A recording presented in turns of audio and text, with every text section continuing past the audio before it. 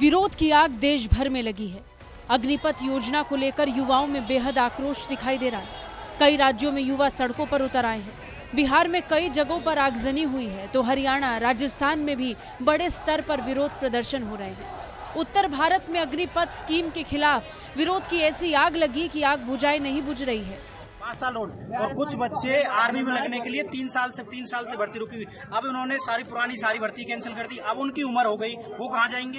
वो बच्चे कहाँ जाएंगे? तो अब आपकी क्या मांग है? हमारी मांग ये है ये लास्ट भर्ती थी, उम्र में 21 साल का हो गया, उम्र में छूट दी जाए और जो टीओडी है ये कैंसिल करके पुरानी जो भर्ती है, पुरानी जो स्कीम थी जिसमें परमानेंट किया जाता है, उनमें उनको उसी भर्ती को बहाल किया जाए।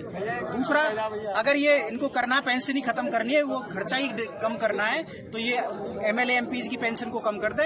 अपने कार्यकाल को कह रहे हैं, हम इन्हें सदनवीर कहेंगे। 2 साल करना अपने ऑटोमेटिकली खत्म हो जाएगा। दूसरा, ये आर्मी पे ना तानाशाही जमाना चाह रहे हैं। आर्मी इनके कंट्रोल में नहीं आ रही, इसलिए ये कहता है कि आर्मी पे तानाशाही कर दें। ये अब सीडीएस के तौर पे भी लेफ्टिनेंट लेवल के आदमी को भी सीडीएस पे बैठाना चाह रहे हैं। ये चाह रहे हैं कि आर्मी पे हमारे गुलाम व्यक्ति बैठ जाए। ये ऐसा होने वाला नहीं है। मोदी सरकार, तुम कितनी कुछ कर लो, आर्मी तुम्हारे कंट्रोल में नहीं आने वाली।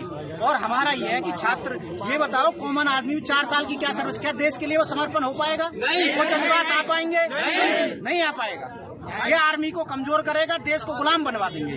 ये हम चाहते हैं कि जो पुरानी आर्मी की जो रिक्रूटमेंट जिस तरह से होती थी वही होती रहे। और बच्चों को इस भर्ती है उसका पेपर करा जाए, उसमें छूट दी। और आर्मी को, और जो एनरोलमेंट लिस्ट, जो बच्चे 2 साल से तैयारी कर रहे हैं, उन्होंने पैसा लगा रहे हैं, पढ़ाई कर रहे हैं, दिन रात मेहनत कर रहे हैं, उनकी दोबारा उनका पेपर लिया जाए, उनको भर्ती कराया जाए और ये जो टीओडी है ये खत्म किया जाए। प्रदर्शन की सबसे डराने वाली तस्वीर बिहार से आई। बिहार के जहानाबाद में इस योजना का विरोध हो रहा है।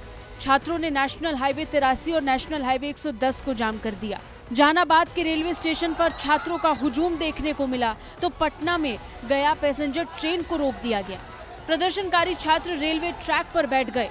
गुस्सा ज्यादा बढ़ा तो रेल को आग के हवाले कर दिया। दूसरी तरफ बिहार के ही बक्सर में एक बार फिर छात्र रेलवे ट्रैक पर इकट्ठा हो चुके हैं। बक्सर में कल भी इसी तरीके से विरोध प्रदर्शन हुआ था। बिहार के मुजफ्फरपुर में भी यही हाल है। हर तरफ युवाओं का गुस्सा नजर आ रहा है और आगजनी जोरों पर है। जयपुर में भी बेरोजगारी के खिलाफ प्रदर्शन हो रहा है। उत्तर प्रदेश समेत कई राज्यों में इसी तरीके की तस्वीर देखने को मिल रही है। हालांकि यूपी में युवाओं को भरोसा दिया गया। कहा गया कि सेना के बाद पुलिस की भर्ती में प्रमुखता दी जाएगी। केंद्र भी पहले ही यही भरोसा दे चुका है। सरकार की तरफ से भरोसे दिए जाने के बाद बड़ा सवाल ये कि ये प्रदर्शन हो क्यों रहे हैं। दरअसल हर साल लाखों युवा सेना में जाने की तैयारी करते हैं, लेकिन पिछले 2 या 2.5 सालों से ये बाधित रहा। कोरोना महामारी के कारण एग्जाम्स नहीं हुए। 2 साल से सेना में भर्ती रुकी हुई थी। भारतीय सेना में भर्ती के लिए सेना रैलियों का आयोजन किया जाता है। इस रैली में युवा हिस्सा लेते हैं और उसके बाद कॉमन एंट्रेंस एग्जाम होता है। इसी साल 25 मार्च को लोकसभा में रक्षा राज्य मंत्री अजय भट्ट ने बताया था कि 2020-21 में 97 रैलियां आयोजन करने की योजना थी, जिसमें से 47 रैलियां ही हुई।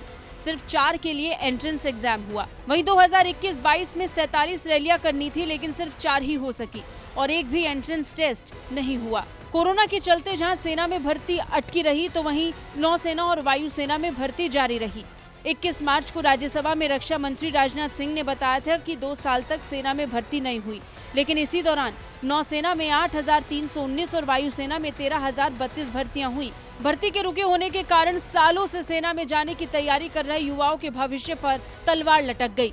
युवाओं का आरोप है कि उन्होंने फिजिकल और मेडिकल टेस्ट दोनों पास कर लिया है, लेकिन भर्ती परीक्षा नहीं होने के कारण और ओवर एज होने के कारण वो अब सेना में नहीं जा पाएंगे। बता दें, सेना में भर्ती के लिए 23 साल की आयु सीमा है। पिछले महीने ही हरियाणा के भिवानी में 23 साल के पवन पिंगाल ने इसलिए आत्महत्या कर ली थी क्योंकि वो ओवर एज हो गए थे।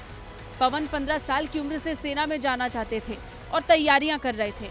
उन्होंने फिजिकल और मेडिकल टेस्ट पास कर लिया था, लेकिन भर्ती रुकने से वो ओवर एज हो गए। अब बाकी एस्पिरेंट्स को भी इसी तरीके का डर सता रहा है, जिसके कारण अब ये लोग सड़कों पर आ गए हैं। ब्यूरो रिपोर्ट, भारत तक।